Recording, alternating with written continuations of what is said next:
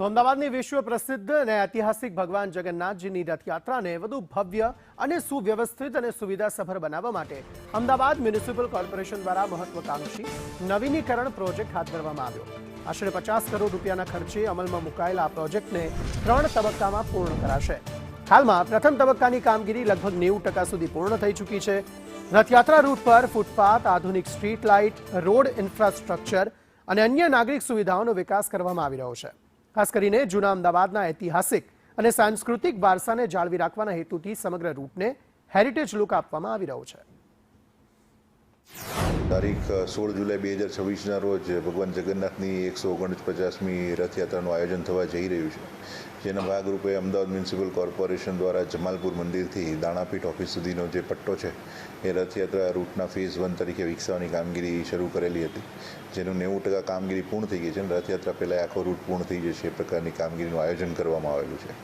ત્યારબાદ દાણાપીઠ ઓફિસથી આગળ જઈ કાલુપુર બ્રિજ સુધીનો જે પટ્ટો આવે છે, ખાડિયા વિસ્તારમાંથી પસાર થતો જે રૂટ છે એ રૂટને વિકસાવવામાં આવશે અને ત્યાંથી પછી રિટર્નમાં જે કાલુપુર બ્રિજથી પ્રેમ દરવાજા થઈને શાહપુર દરવાજા અને શાહપુર દરવાજાથી કેનેડી પોળ થઈ અને ઘીકાંટા થઈને પરત દાણાપીઠ ઓફિસ સુધી જવાનો રસ્તો છે એને વિકસાવવામાં આવશે। અમદાવાદ શહેરમાં ભગવાન જગન્નાથજીની રથયાત્રા જે છે તે વાતે ગાતે નીકળતી હોય છે અને હર્ષોલ્લાસ સાથે આ પર્વની ઉજવણી લોકો કરતા હોય છે। અમદાવાદ મ્યુનિસિપલ કોર્પોરેશન દ્વારા રથયાત્રા રૂટ જે છે તેને નવીનીકરણ કરવાની કામગીરી છે તે હાથ ધરવામાં આવી છે અને હાલ પ્રાથમિક તબક્કાની કામગીરી છે તે પૂર્ણ કરવામાં આવી છે।